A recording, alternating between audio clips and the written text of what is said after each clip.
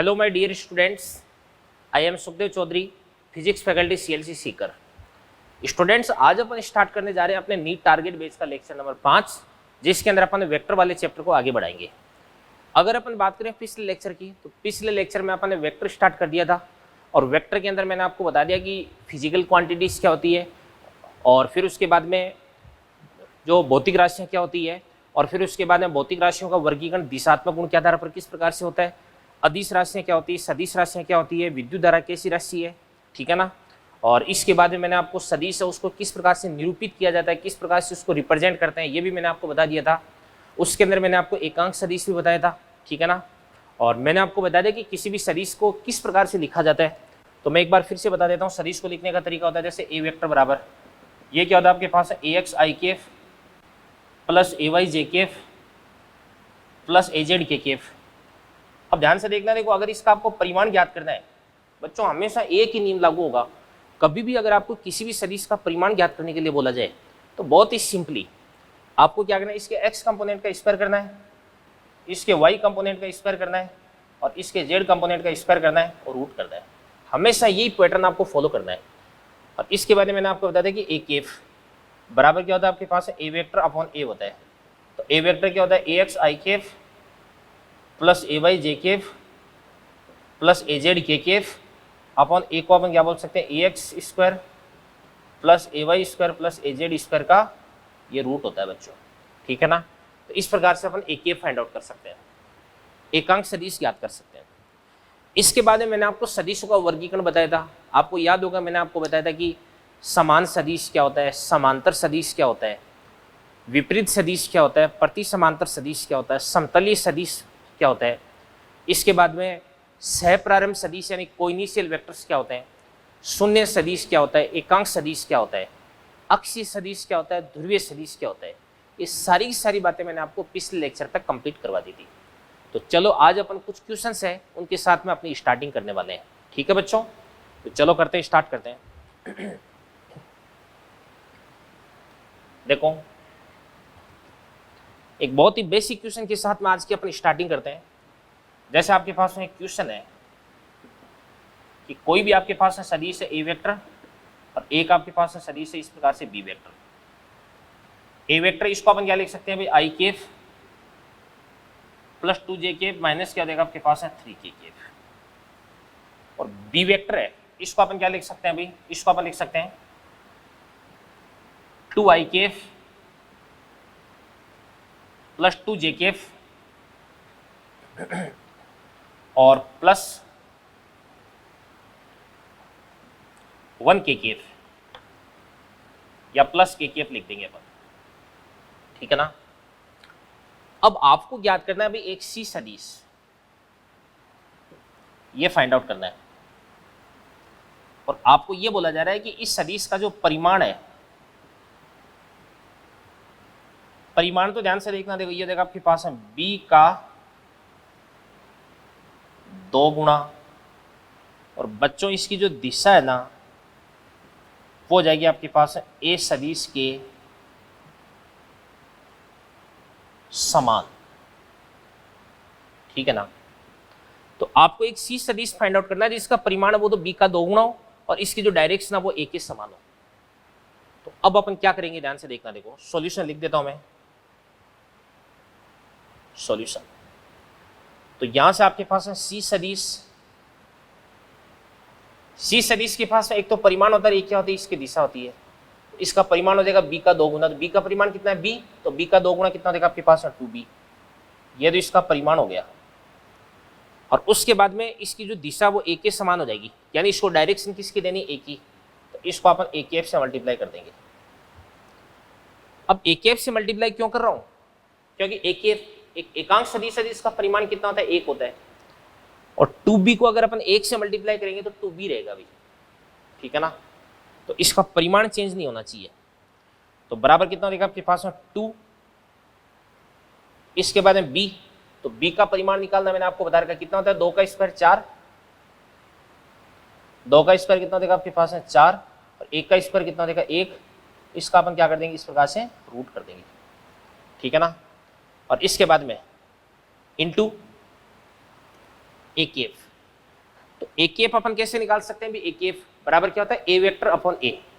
तो ए वेक्टर कितना देगा आपके पास? आई के एफ प्लस 2 जे के एफ माइनस 3 के एफ अपॉन क्या हो जाएगा आपके पास? ए। और ए को अपन क्या लिख सकते हैं बताओ? इस ए का मैग्नीट्यूड 1 का स्क्वायर 1, 2 का स्क्वायर कितना देगा आपके पास? 4, और 3 का स्क्वायर कितना देगा आपके पास? 9। इसका अपन कर देंगे इस प्रकार से रूट। तो चलो इसको सॉल्व कर देते हैं। तो बराबर 4 और 4 8, 8 और 1 9, 9 का रूट कितना देगा? 3, 3 इंटू 2 कितना देगा? 6। तो ये तो आपके पास आ जाएगा 6, ठीक है ना, इंटू इसके बाद इसको अपन बोलेंगे आई के एफ प्लस क्या देगा आपके पास? 2 जे के एफ और माइनस क्या देगा आपके पास? 3 के एफ डिवाइडेड बाई 9 और 4 कितना देगा? 13, 13 और 1 कितना देगा आपके पास? 14। तो ये आपके पास देगा रूट 14, ठीक है ना। तो इसको अपन क्या लिख सकते हैं? इंटू कर देंगे अपन, इंटू देगा आपके पास है 6 अपॉन रूट 40। यही आपका आंसर हो गया, ठीक है ना, ये चीज होगी। तो बच्चों इस क्वेश्चन के अंदर अपने को एक वेक्टर निकालना था सी सदिश, और जो सी सदिश इसका परिमाण है वो तो बी का 2 गुना, और इसकी जो डायरेक्शन है वो एक के समान होनी चाहिए। तो इस प्रकार से ये वाला क्वेश्चन मैंने आपको सोल्व करके बता दिया है, ठीक है। मेरे हिसाब से इसके अंदर आपको कोई भी दिक्कत नहीं होनी चाहिए, ठीक है। चलो आगे बढ़ते हैं अब अपन। इसके बाद में मैं आपको बताने वाला हूं, चलो इसको एक बार आप नोट कर लीजिएगा। अगला क्वेश्चन आपके पास है कि ए वेक्टर बराबर जाएगा आपके पास आई के एफ प्लस 3 जे के एफ, इसके बाद माइनस कितना देगा आपके पास बताओ?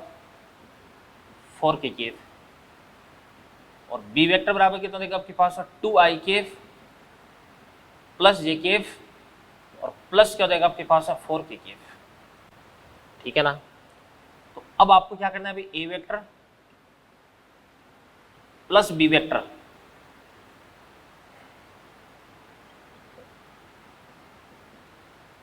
की दिशा में एकांक सदिश, ये ज्ञात करना है अभी। क्या कह रहे हैं? ए वेक्टर आपको गिवन है, बी वेक्टर आपको गिवन है, तो ए वेक्टर प्लस बी वेक्टर की डायरेक्शन में आपको एकांक सदिश ज्ञात करना है अभी, ठीक है। तो देखो ध्यान से, सबसे पहले अपन निकालते हैं आर वेक्टर यानी रिजल्टेंट, बराबर क्या देगा आपके पास? ए वेक्टर प्लस क्या देगा? बी वेक्टर देगा। तो दोनों को ऐड करते हैं, तो आई के प्लस 2 आई के कितना देगा आपके पास? 3 आई के, 3 जे के प्लस जे के कितना देगा आपके पास? 4 जे के, माइनस 4 के प्लस 4 के, तो के तो कट गया, तो 3 आई के प्लस क्या देगा आपके पास? 4 जे के, यही आपके पास आर वेक्टर आ गया। और आपको निकालना है आर के, तो आर के बराबर क्या होता है आपके पास? आर वेक्टर अपॉन है आर, तो क्या हो जाएगा आपके पास? 3 आई के प्लस 4 जे के डिवाइडेड बाई, इसका मैग्नीट्यूड कैसे निकाल सकते हैं? परिमाण 3 का स्क्वायर 9, 4 का स्क्वायर कितना देगा? 16, 16 और 9 कितना देगा? 25, 25 का रूट कितना देगा? 5, तो 3 आई के प्लस 4 जे के डिवाइडेड बाई 5, और यही आपका आंसर है, ठीक है ना। तो अब मेरे हिसाब से आपके समझ में आ गए होगा कि एकांक सदिश क्या चीज होती है, ठीक है ना। जैसे मैंने बोल दिया ए के एफ, तो ए के एफ का मतलब होता है ए सदिश की दिशा में एकांक सदिश, यानी ये अपने पास में एक ऐसा सदिश है जिसका परिमाण तो एक है, बट इसकी डायरेक्शन है वो बच्चों ए सदिश के अनुदिश है, ठीक है ना। ये चीज, इन दोनों क्वेश्चंस को आप अच्छे से समझ लें, इनको आप नोट कर लें, ठीक है। तो स्टूडेंट्स इसके बाद में अपना अगला टॉपिक है सदिशों का योग। तो सदिशों को अपन किस प्रकार से जोड़ते हैं, मैं आपको यहाँ पे ये सिखाने वाला हूँ। तो सदिशों को जोड़ने के अपने पास 3 नियम है। सबसे पहला नियम तो कौन सा देगा? फर्स्ट, इसको अपन बोलते हैं त्रिभुज नियम, और इसके बाद सेकंड, एक होता आपके पास है बहुभुज नियम, और इसके बाद थर्ड एक होता है समांतर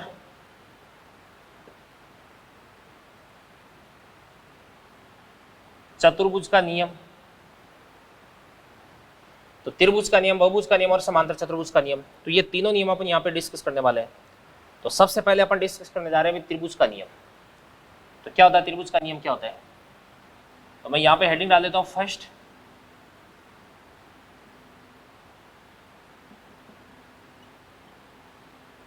त्रिभुज का नियम। तो यहां पर मैं आपको जो कंप्लीट त्रिभुज का नियम है वो सिखाने वाला हूं, ठीक है ना। अब क्या कहता है त्रिभुज का नियम, क्या कहता है, ध्यान से देखना। देखो ये कहता है कि अगर आप दो सदिशों को क्रमागत रूप से जोड़ते हैं तो तीसरा विपरीत दिशा में बंद करने वाला सदिश उन दोनों सदिशों का परिणामी होता है, ठीक है ना। तो देखो ध्यान से, जैसे मान के चलिए आपके पास है दो सदिश, एक तो आपके पास है ए सदिश और एक आपके पास है बी सदिश। ये तो क्रमागत रूप से जुड़े हैं।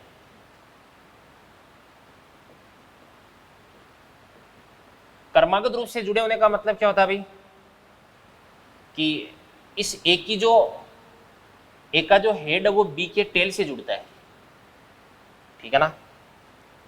हेड को टेल से, टेल को हेड से, हेड को टेल से, टेल को हेड से, अगर इस प्रकार से अपन जोड़ते हैं तो इसको अपन बोलते हैं क्रमागत रूप से जुड़े होना।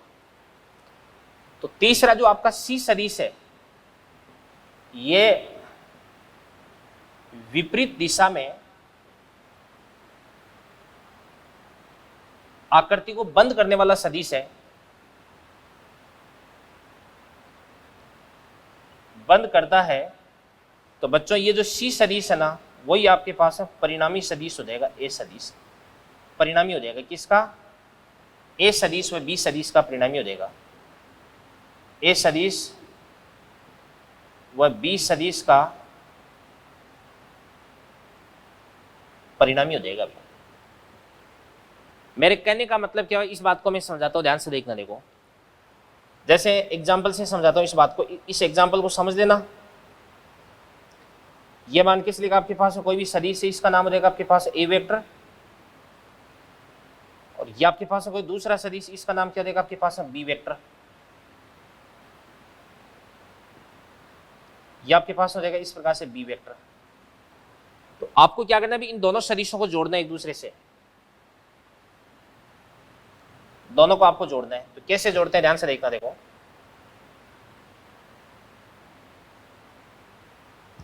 देखो मैं समझाता हूं आपको कैसे जोड़ते हैं।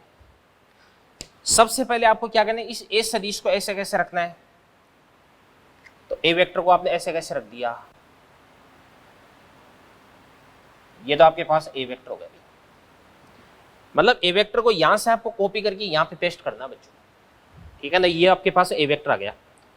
अब आपको बी वेक्टर को यहां से उठाना है और आपको इस प्रकार से रखना है कि जो बी वेक्टर का टेल है वो ए वेक्टर के हेड पे आ जाए, ठीक है ना। यानी इसके हेड से इसका टेल जुड़ना चाहिए। तो इस बी वेक्टर को यहां से उठा के अपन यहां पे रख देंगे।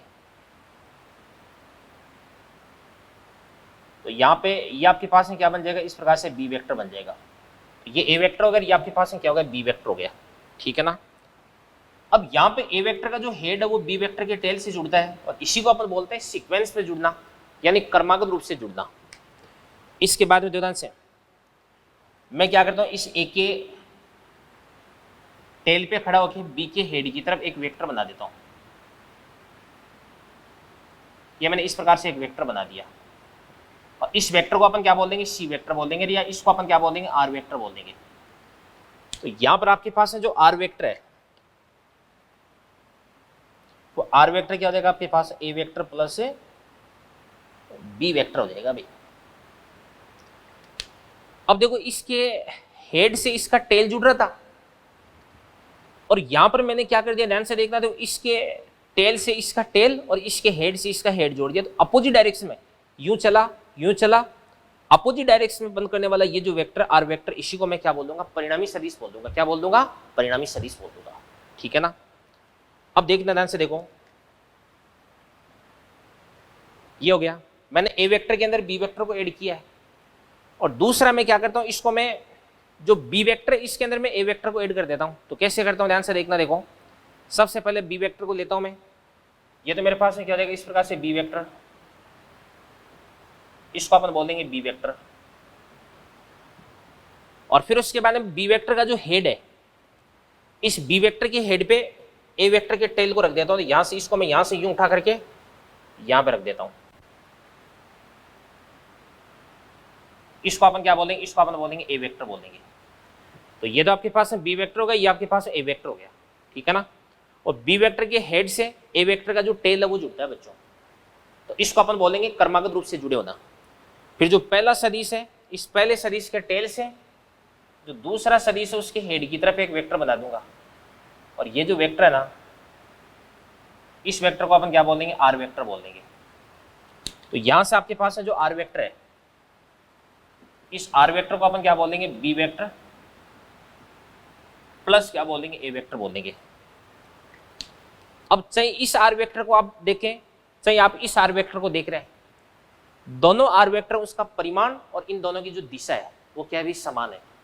दोनों का मैग्नीट्यूड और दोनों की डायरेक्शन अब अपने को सेम प्राप्त होती है, क्योंकि देखो ये भी इस प्रकार से यूं जा रहा है और ये भी यूं जा रहा है, और दोनों की लंबाई भी बराबर है, ठीक है ना। तो अपन बोल सकते हैं कि चाहे अपन ए वेक्टर में बी वेक्टर को जोड़ दें, चाहे अपन बी वेक्टर में ए वेक्टर को जोड़ दें, बात एक ही होती है। यानी सदिशों का जो योग होता है वो क्रम विनिमय के नियम का पालन करता है बच्चों। तो अपन ऐसे लिख सकते हैं कि ए वेक्टर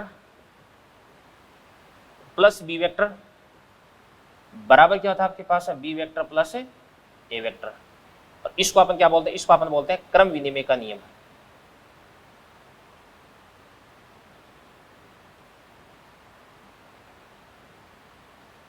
क्रम विनिमय का नियम, और यहां पे क्रम विनिमय के नियम का पालन होता है। तो कभी अगर आपको बोले कि सदिशों का योग क्रम विनिमय के नियम का पालन करता है कि नहीं करता है, तो अपन बोल देंगे यस।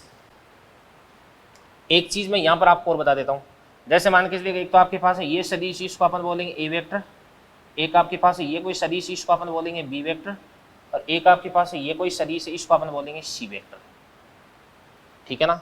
तो ध्यान से देखना, देखो ए वेक्टर के लिए आप यहां से यहां तक जाते हैं, बी वेक्टर के लिए आप यहां से यहां तक जाते हैं, सी वेक्टर के लिए आप यहां से लेके यहां तक जाते हैं, ठीक है ना।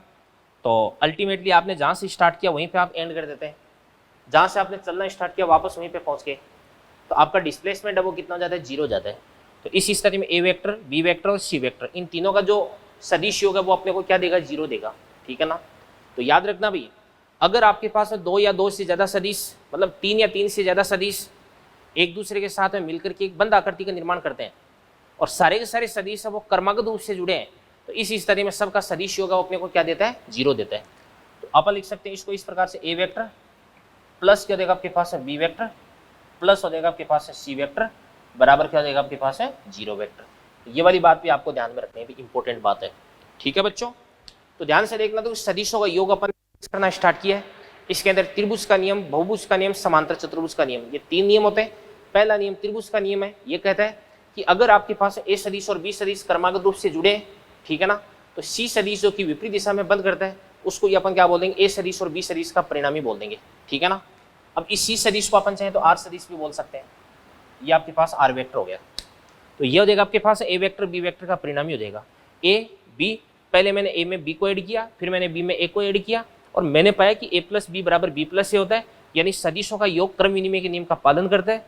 और उसके बाद में अगर आपके पास में 3 सदिश या 3 से ज़्यादा सदिश क्रमागत रूप में जुड़ करके एक बंद आकृति का निर्माण करते हैं, तो इस स्थिति में उन सभी सदिशों का सदिश योग कितना रिजल्ट देता है, 0 रिजल्ट देता है, ठीक है बच्चों। तो चलो बच्चों, इसके बाद में अपन स्टार्ट करने जा रहे हैं बहुभुज का नियम। तो बहुभुज का नियम कब लागू होता है, जब आपको 3 से ज़्यादा सदिशों का योग करना है, 3 या 3 से ज़्यादा सदिशों को जोड़ना है, तो इस स्थिति में बहुभुज का नियम अपन काम में लेते हैं। तो क्या होता है नियम देवदान से, जैसे मतलब ये तो आपके पास कोई वेक्टर हो जाएगा जिसका नाम हो जाएगा आपके पास है ए वेक्टर, दूसरा वेक्टर बी वेक्टर है, तो इसको अपन क्या बोलेंगे, इस प्रकार से बी वेक्टर। तीसरा वेक्टर आपके पास इस प्रकार से ये कोई वेक्टर है, इसको अपन क्या बोलेंगे, सी वेक्टर, ठीक है ना। तो ए वेक्टर हो गया, बी वेक्टर हो गया, ये आपके पास है सी वेक्टर हो गया। अब ध्यान से, यहाँ पे जो ए वेक्टर है इसके हेड से बी वेक्टर का टेल जुड़ रहा है, और इसके हेड से इसका टेल, ठीक है ना।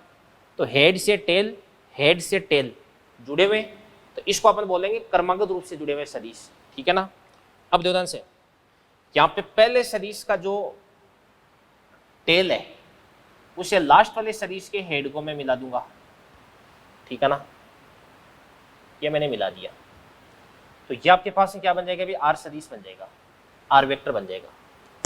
और यहाँ पर आपके पास है जो आर वेक्टर है, इस आर वेक्टर को अपन क्या बोल सकते हैं, A vector plus B vector plus क्या देगा आपके पास में, सी वेक्टर देगा। यानी ए सदिश, बी सदिश और सी सदिश का जो परिणामी है वो क्या होता है आपके पास में, आर सदिश होता है। तो अगर आपके पास में दो या दो से ज्यादा सदिश क्रमागत रूप में जुड़े हों तो इस स्थिति में उनको विपरीत दिशा में बंद करने वाला जो सदिश है उसी को अपन क्या बोलते हैं बच्चों, परिणामी सदिश बोलते हैं। क्या बोलते हैं, परिणामी सदिश। अगर अपन जैसे इसके अंदर त्रिभुज का नियम लागू करते हैं तो देख सकते हैं अपन देवदन से, ये आपके पास ए वेक्टर हो गया, ये आपके पास बी वेक्टर हो गया, तो ये ए ये बी, तो ए से बी की तरफ इस प्रकार से वेक्टर बना दूंगा। तो इस वेक्टर को मैं क्या बोल दूंगा, इसको मैं बोल दूंगा ए वेक्टर और प्लस क्या देगा आपके पास बी वेक्टर। अब ए वेक्टर और बी वेक्टर को आप भूल जाओ, एक तो आपके पास ए प्लस बी है और ये आपके पास सी है, तो ये ए प्लस बी हो गया और ये सी हो गया, और ये अपोजिट डायरेक्शन में बंद करने वाला सदिश हो गया, तो इसको अपन क्या बोल सकते हैं, आर सदिश बोल सकते हैं। ठीक है ना।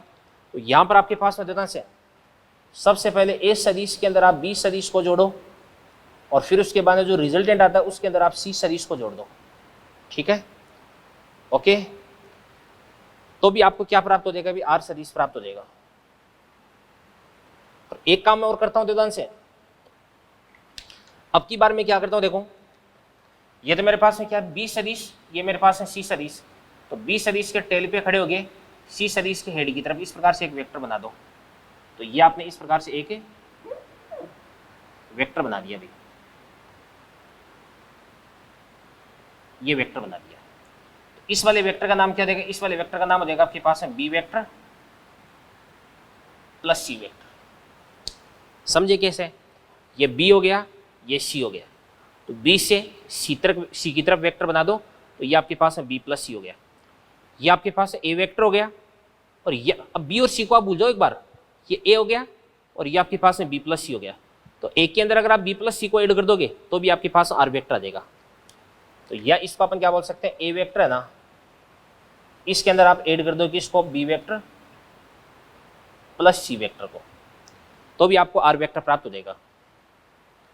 और इसको अपन क्या बोलते हैं, इसको अपन बोलते हैं साहचर्यता का नियम। ठीक है ना।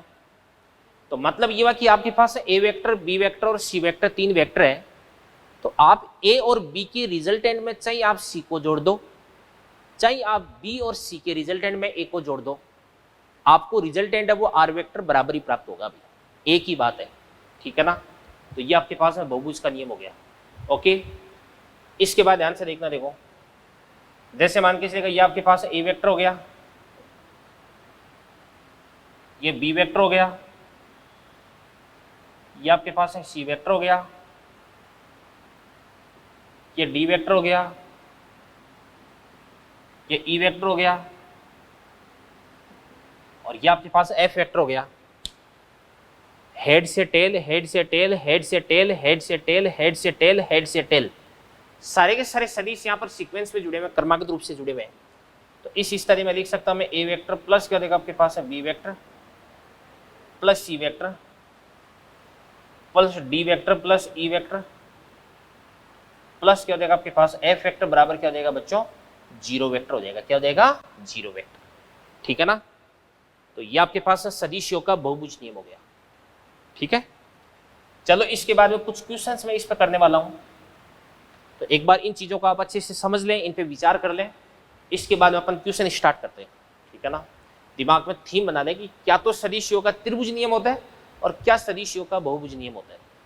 तो सदिशों का जो योग होता है वो क्रम विनिमय के नियम का भी पालन करता है और साहचर्यता के नियम का भी पालन करता है बच्चों। ठीक है ना। चलो अपन क्वेश्चन स्टार्ट करते हैं।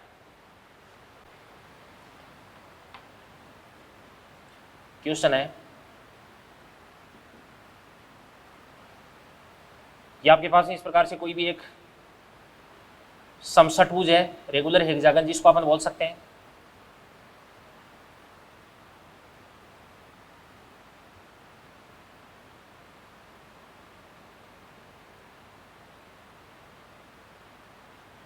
रेगुलर हेक्सागन है, इसको अपन बोल देते हैं A B C D E F, और यहां पर इसका जो मिड पॉइंट है इसको अपन क्या बोल सकते हैं, इसको अपन बोल देते हैं ओ। ठीक है ना। तो इसके बाद एक क्वेश्चन आपको दे रखा, देखो ध्यान से,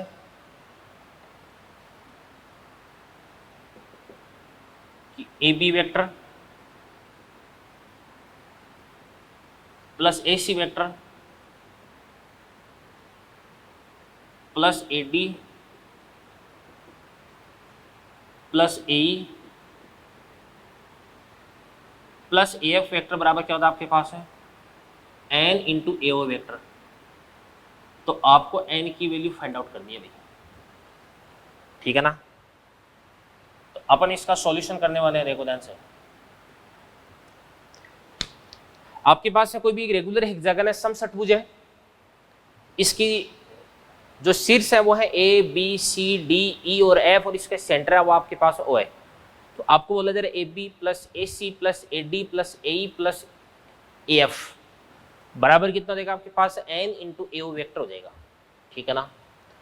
तो यहाँ पे आपके पास एन, उसकी वैल्यू आपको फाइंड आउट करनी है। तो सुनो ध्यान से, देखना, देखो सबसे पहले देखो ध्यान से, ये तो आपके पास है क्या देगा, देखो ध्यान से, ए बी वेक्टर, इसको अपन क्या बोल सकते हैं ए ओ वेक्टर। तो इस वेक्टर और इस वेक्टर में क्या रिलेशन हो सकता है, इसके बाद इसको अपन बोल सकते हैं एक वेक्टर यहां से यूं अपन और बना देंगे। तो क्या लिख सकते हैं, ध्यान से देखना, देखो एओ वेक्टर प्लस ओ बी, एओ प्लस ओ बी बराबर क्या देगा आपके पास ए बी हो जाएगा। तो इस ए बी वेक्टर को अपन क्या लिख सकते हैं, ए बी को एओ वेक्टर प्लस क्या देगा आपके पास ओ बी वेक्टर हो जाएगा। इसको तो अपन बोल देंगे ए बी वेक्टर। भाई ये तो सदिशियों का त्रिभुज नियम हो गया ना, ए से ओ से बी, तो आप अल्टीमेटली ए से बी तक पहुंच गए। इसी प्रकार से आपके पास है ए सी वेक्टर, आपको डायरेक्टली ए से सी तक जाना है, तो पहले ए से ओ तक जाओ, फिर ओ से सी तक जाओ। तो अपन क्या लिख सकते हैं भी ए सी को, ए सी को एओ plus O C, A D को ए से डी तक जाना है, तो ए से ओ जाओ, ओ से डी तक जाओ।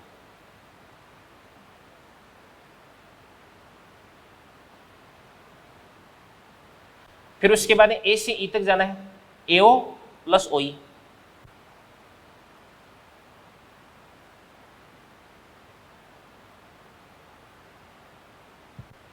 और फिर उसके बाद आंसर देखना, देखो ए से एफ तक जाना है, तो एओ प्लस ओ एफ, ए से ओ जाओ, ओ से एफ तक जाओ। तो ये आपके पास हो जाएगा प्लस एओ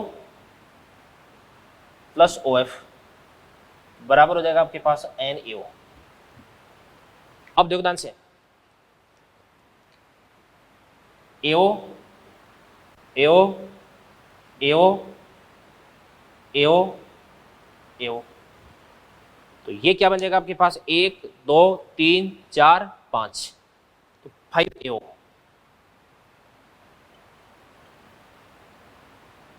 प्लस ये देखा आपके पास O B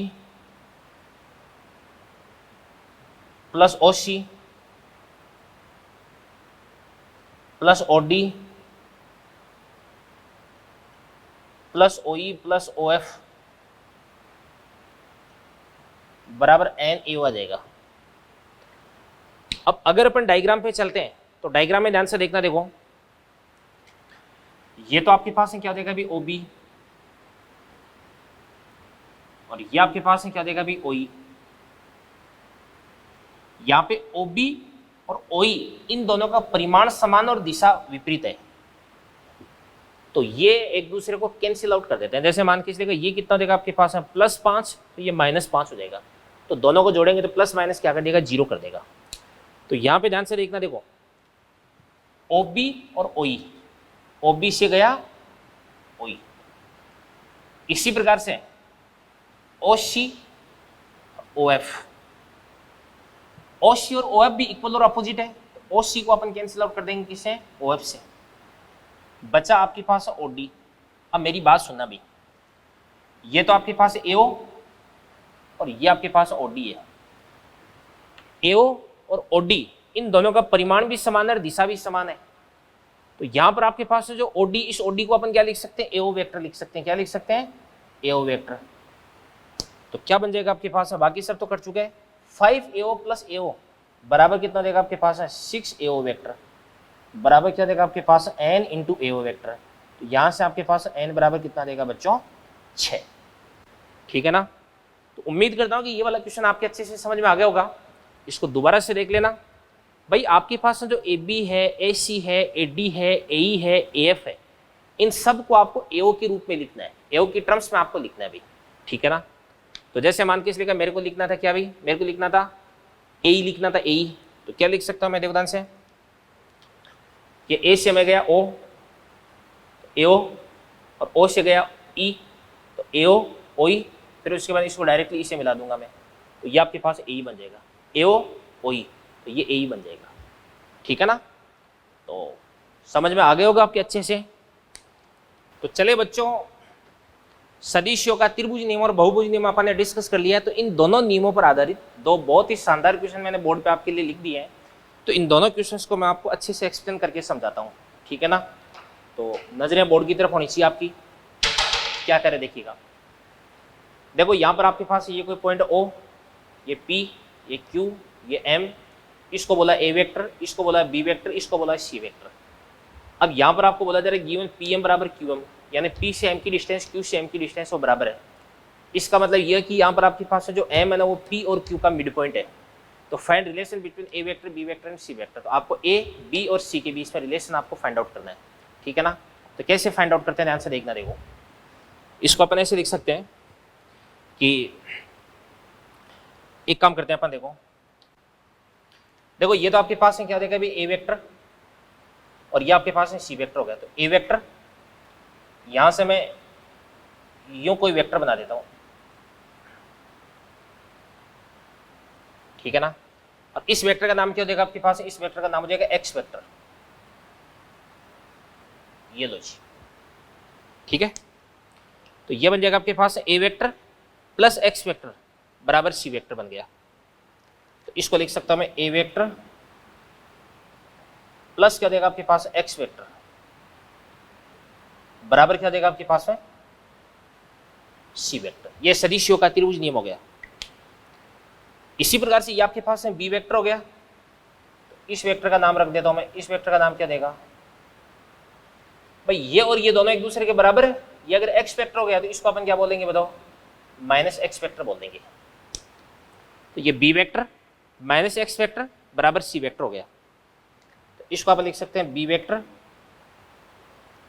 minus X vector बराबर C वेक्टर हो गया। इसके बाद यदि इन दोनों को अपन ऐड कर देते हैं, ये 1 हो गया, इसको अपन 2 बोल देंगे। तो अपन बोलेंगे 1 प्लस 2 से समीकरण 1 और 2 को अपन क्या कर देंगे, ऐड कर देंगे। तो क्या बन जाएगा A vector plus B vector plus x minus x cancel out हो जाएगा, बराबर कितना देगा आपके पास 2C वेक्टर हो जाएगा। क्या हो जाएगा 2C वेक्टर। तो देखो कितना आसानी से अपना क्वेश्चन वो सोल्व हो चुका है। और अगर ये वाला क्वेश्चन आपकी समझ में आ गया तो आगे वाला क्वेश्चन बहुत आसानी से समझ में आ जाएगा आपकी। ठीक है ना। तो करते हैं अपन इसको solve. Find relation between A vector, B vector and C vector given PM equals to कितना देगा आपके पास 2QM, यानी आपके पास जो PM है ना वो QM का 2 टाइम्स है। तो मैं एक काम करता हूँ भाई, मैं इसको बोल देता हूँ, ये वाला जो वेक्टर है ना इसको मैं बोल देता हूँ, मान के चलेगा ये आपके पास हो जाएगा X वेक्टर। तो ये वाला वेक्टर क्या हो जाएगा, ये वाला वेक्टर। सबसे पहली बात है इसका परिमाण अगर x है तो इसका परिमाण कितना हो जाएगा 2x हो जाएगा।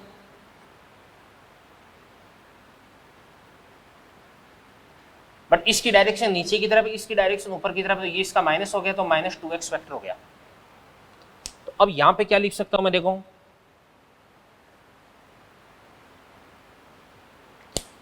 ये आपके पास मिल जाएगा A vector minus 2x vector बराबर C वेक्टर। तो इसको अपन बोलेंगे A vector minus 2x vector बराबर C वेक्टर हो गया। B vector plus x vector बराबर C vector. B vector plus क्या देगा आपके पास x वेक्टर बराबर आपके पास है C वेक्टर हो गया। इसको अपन बोलेंगे इक्वेशन नंबर 1, इसको अपन बोलेंगे इक्वेशन नंबर 2। अब अपन एक काम करते हैं भी, इक्वेशन 1 समीकरण 1 के अंदर अपन जोड़ देते हैं किसको,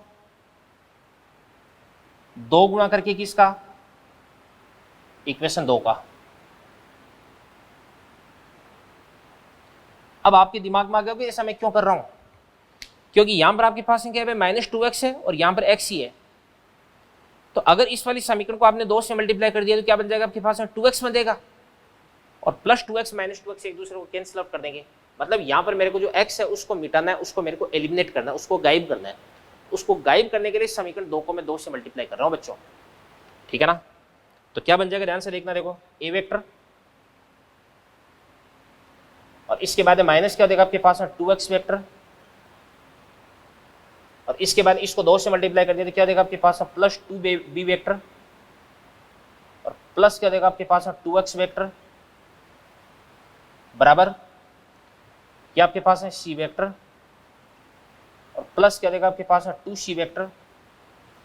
तो यहाँ पे -2x से अपन +2x को कैंसिल आउट कर देंगे, तो इसको अपन क्या बोलेंगे, a वेक्टर, और प्लस क्या देगा आपके पास में, 2b वेक्टर, और बराबर कितना देगा आपके पास है, 3c वेक्टर हो जाएगा। तो ये आपके पास रिलेशन आ गया भाई a b और c के बीच में। तो दोनों क्वेश्चंस आपके अच्छे से शायद समझ में आ गए होंगे। तो इन दोनों क्वेश्चंस के साथ में आपका सदिश योग का त्रिभुज नियम और सदिश योग का बहुभुज नियम है वो आपका फिनिश होता है। तो चलिए स्टूडेंट्स, सदिश योग के त्रिभुज नियम और बहुभुज नियम के बाद में अपन डिस्कस करने जा रहे हैं समांतर चतुर्भुज का नियम। कई बार क्या होता है, जैसे अपने पास 2 वेक्टर्स होते हैं, उन दोनों वेक्टर्स का अपने को परिमाण मालूम होता है और उन दोनों वेक्टर्स के बीच का जो एंगल है वो भी अपने को मालूम होता है, और इस स्थिति में उन दोनों का रिजल्टेंट यानी उन दोनों का परिणाम ही अपने को ज्ञात करना होता है। तो इस स्थिति में समांतर चतुर्भुज का नियम अपन काम में लेते हैं। तो सबसे पहले इसके अंदर मैं आपको बताऊंगा कि 2 सदिशों के बीच का कोण अपन कैसे ज्ञात करते हैं। तो देखिएगा,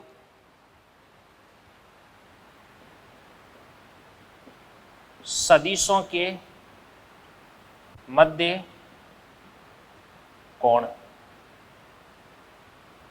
ध्यान से देखना, देखो अगर जैसे मान के चलिए दोनों सदिश के हेड से हेड जुड़ा है या टेल से टेल जुड़ा है, तो इस स्थिति में अपन जो एंगल है उसको अपन मेजर कर सकते हैं। हेड से हेड जुड़ा है तो कोण माप लो, टेल से टेल जुड़ा है तो कोण माप लो। बट यदि इन केस कहीं पर भी हेड से टेल जुड़ा है तो दोनों सदिशों के बीच का जो कोण है वो अपन डायरेक्टली मेजर नहीं कर सकते। तो इस स्थिति में अपन क्या करते हैं, किसी एक सदिश को आगे या पीछे बढ़ा करके या तो अपन हेड से हेड को या अपन टेल से टेल को मिलाते हैं। मैं आपको बताता हूँ कैसे। जैसे सबसे पहले अपन बात करते हैं इसके अंदर फर्स्ट में, तो फर्स्ट में ये आपके पास में कोई सदिश है और ये आपके पास में कोई दूसरा सदिश है, इसको अपन बोलेंगे ए वेक्टर, इसको अपन बोलेंगे बी वेक्टर, और मान के इसलिए ये वाला जो एंगल आपके पास में कितना दे रहा है, 60 डिग्री। तो यहाँ पर ए सदिश और बी सदिश के बीच का कोण थीटा बराबर कितना बोल देंगे अपन, 60 डिग्री बोल देंगे, क्योंकि यहाँ पे दोनों सदिशों के हेड से हेड जुड़े हुए हैं। अगला अपन देखते हैं, ध्यान से देखना, देखो ये जैसे मान के इसलिए आपके पास में कोई वेक्टर है और ये आपके पास में कोई वेक्टर, इसको अपन बोलेंगे ए वेक्टर, इसको अपन बोलेंगे बी वेक्टर, और दोनों के बीच का जो एंगल है ना वो कितना देगा आपके पास में, 60 डिग्री दे रखा है। तो यहाँ पर भी दोनों सदिशों के टेल से टेल जुड़ रहे हैं, तो इस स्थिति में भी थीटा बराबर कितना देगा आपके पास में, 60 डिग्री, ठीक है ना। ए वेक्टर और बी वेक्टर दोनों के टेल यहाँ पे जुड़ रहे हैं भाई। अब बाई चांस ऐसे मान के चलेगा, ये आपको दे रखा है सीन ऐसा कि ये तो आपके पास ए वेक्टर हो गया, ठीक है ना, और ये आपके पास है बी वेक्टर हो गया। इसको अपन बोलेंगे ए वेक्टर और इसको अपन क्या बोलेंगे, बी वेक्टर बोलेंगे। और यहाँ पर ये वाला एंगल आपके पास में कितना हो गया, 60 डिग्री हो गया। और यहाँ पर अगर अपन गलती से लिख दिया कि थीटा इक्वल्स टू कितना देगा आपके पास 60 डिग्री, तो ये अपना हो जाएगा गलत। थीटा 60 डिग्री नहीं होगा यहाँ पे, ठीक है ना। थोड़ा देखो कलर्ड कर देते हैं इसको, अच्छा लगेगा ये, ठीक है ना। तो यहाँ पे थीटा इक्वल्स टू 60 डिग्री, ये आपने जो लिखा है ये गलत हो जाएगा, क्योंकि यहाँ पे पहले सदिश का हेड और दूसरे सदिश के टेल से जुड़ रहा है। तो एंगल मेजर करने के लिए, एंगल को मापने के लिए या तो आपको एक सदिश को आगे बढ़ाना पड़ेगा या आपको पीछे बढ़ाना पड़ेगा। तो मैं क्या करता हूँ, ध्यान से देखना, देखो मैं इस वाले सदिश को यहाँ से पीछे की तरफ बढ़ा देता हूँ, इस बी को पीछे की तरफ बढ़ा देता हूँ। तो बी को मैंने इस प्रकार से पीछे की तरफ बढ़ा दिया, ये मैंने बी को पीछे की तरफ बढ़ा दिया। मतलब मैं ये कह रहा हूं कि इस सदिश को यहां से उठा करके मैं यहां पे रख दूंगा इस प्रकार से, ठीक है ना, ये मैंने इसको यहां पे रख दिया, ठीक है।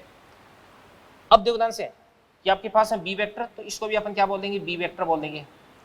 तो अब आपको ए और बी के बीच का एंगल मेजर करना है, कोण ज्ञात करना है अभी। तो ये ए हो गया, ये बी हो गया, ये वाला कोण ज्ञात कर लो। तो ये वाला कोण कितना देगा अभी, ये पूरा कितना देगा 180, इसमें से 60 कम कर दो तो ये कितना देगा 120 देगा। तो यहां से आपके पास है थीटा इक्वल टू कितना देगा 120 डिग्री। ये बिल्कुल एकदम सही होगा अभी, ठीक है ना। और यह अगर अपन चाहें तो इस ए सदिश को अपन आगे भी बढ़ा सकते हैं, इस ए को मैंने आगे की तरफ बढ़ा दिया, ये मैंने आगे की तरफ बढ़ा दिया। तो ये तो आपके पास ए वेक्टर हो गया और ये बी वेक्टर हो गया। तो इस ए वेक्टर और बी वेक्टर इन दोनों के टेल यहाँ पे जुड़ रहे हैं। तो ये वाला जो एंगल है ना, इस वाले एंगल को भी अपन क्या बोल देंगे, थीटा बोल देंगे। और बच्चों ये भी कितना देगा आपके पास 120 डिग्री हो जाएगा, कितना देगा 120 डिग्री, ठीक है ना। तो दो सदिशों के बीच में अगर आपको कोण ज्ञात करना तो या तो हेड से हेड जुड़ा होना चाहिए या टेल से टेल जुड़ा होना चाहिए। अब इस समांतर चतुर्भुज का नियम कैसे काम करता है ये मैं आपको बताता हूं। जैसे ये आपके पास में पहला सदिश है, इसको अपन बोलेंगे ए वेक्टर। ये आपके पास दूसरा सदिश है, इसको अपन बोलेंगे बी वेक्टर, ठीक है ना। इसके बाद ए वेक्टर, इसको अपन यहां से कॉपी करके यहां पे पेस्ट कर देंगे। तो ये अगर ए वेक्टर तो इसको भी अपन क्या बोलेंगे ए वेक्टर, और ये अगर बी वेक्टर तो इसको भी अपन क्या बोलेंगे बी वेक्टर बोल देंगे।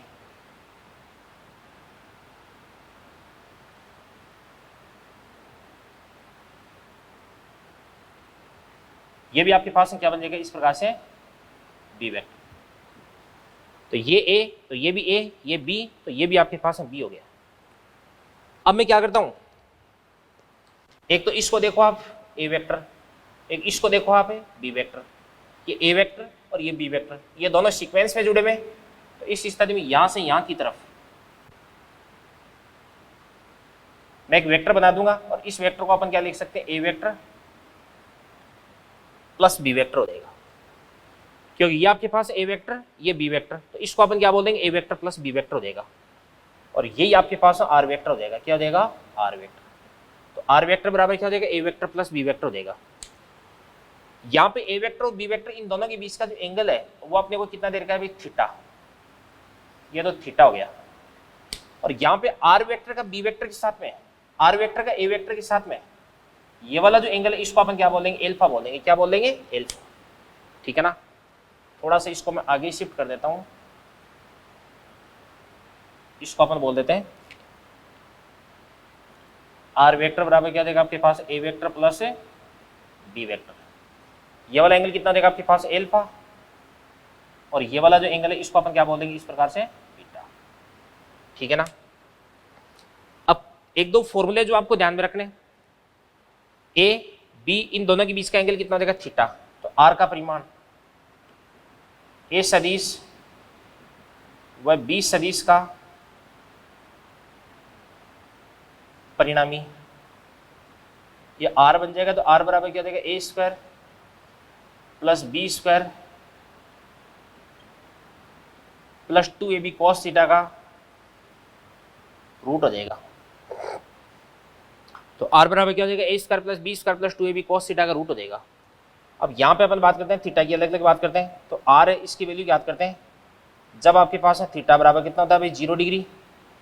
जब आपके पास है थीटा बराबर कितना होता है, 90। और जब आपके पास है थीटा बराबर कितना होता है, 180 डिग्री होता है।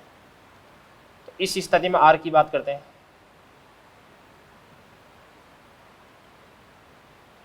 तो सबसे पहले अपन बात करते हैं थीटा बराबर 0। तो कॉस 0 कितना होता है, 1 होता है। तो A square plus B square plus 2ab, इसको अपन बोल सकते हैं ए प्लस बी का होल स्क्वायर। और ए प्लस बी का होल स्क्वायर इसका अपन रूट कर देंगे। तो आपके पास में क्या बन जाएगा, ए प्लस बी बन जाएगा। तो आर इक्वल टू हो जाएगा ए प्लस बी। ये तो आपके पास आ जाएगा मैक्सिमम।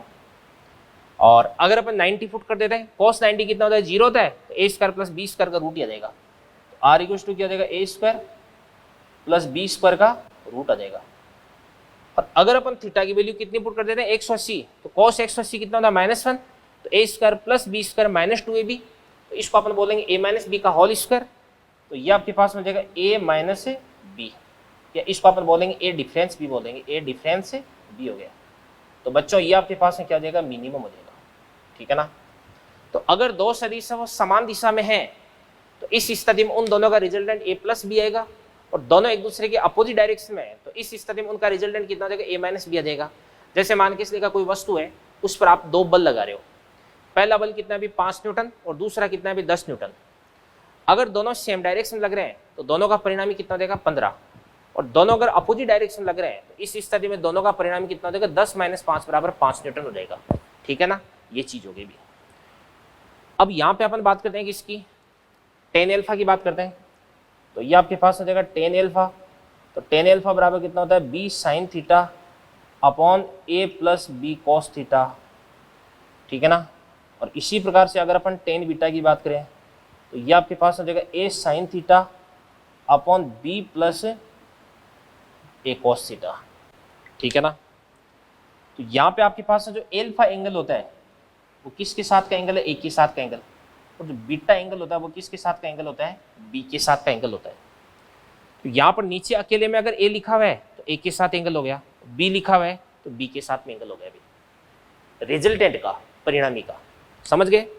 और बच्चों यहाँ पे जो परिणामी होता है वो बड़े वाले सदिश की तरफ झुका रहता है, तो अपन लिख सकते हैं दोनों से, अगर आपके पास ए है वो बड़ा हो जाएगा किससे, बी से, या आपके पास ए है वो बराबर हो जाएगा बी के, या आपके पास ए है वो छोटा हो जाएगा किससे, बी से। तो क्या होगा, अगर ए बड़ा हो जाएगा बी से तो ऑब्वियसली ये आपके पास में जो परिणामी है वो ए की तरफ झुक जाएगा, तो एल्फा छोटा हो जाएगा, तो एल्फा लेस देन क्या हो जाएगा आपके पास में बीटा। इस स्थिति में एल्फा और बीटा दोनों एक दूसरे के बराबर हो जाएंगे, ए छोटा हो जाएगा बी से तो बी बड़ा हो गया, तो परिणामी बी की तरफ चला जाएगा तो बीटा छोटा हो जाएगा, तो इस स्थिति में एल्फा बड़ा हो जाएगा किससे, बीटा से। तो यहाँ पे दोनों सदिशों का जो परिणामी होता है वो बड़े वाले सदिश की तरफ झुका रहता है, और अगर ए और बी का परिमाण बराबर हो गया तो इस स्थिति में परिणामी दोनों के बिल्कुल बीच में से निकलता है, ठीक है ना बच्चों। तो ये आपका सदिशों का समांतर चतुर्भुज का नियम था। तो इसके अंदर एक तो ये वाला फॉर्मूला आपको ध्यान में रखना है, क्या बनता है आपके पास, आर इक्वल टू क्या होता है, A square plus B square plus 2ab cos theta का रूट हो देगा, और theta equal to 0, theta equal to 90, theta equal to 180 पे आर की वैल्यू क्या होती है, मैक्सिमम मिनिमम होगी, टेन एल्फा टेन बीटा इनके फॉर्मूले आपको ध्यान होने चाहिए। और इसके बाद में ए बड़ा बी से, तो एल्फा बीटा में क्या रिलेशन हो जाएगा, बराबर है तो और छोटा है तो क्या रिलेशन होगा, ये बातें अपन ने डिस्कस की है। अब इसके बाद में इसका मैं एक स्पेशल केस है वो आपके साथ डिस्कस कर रहा हूँ, इसको नोट कर लेना एक बार, मैं इसको यहाँ से मिटा रहा हूँ, ठीक है ना।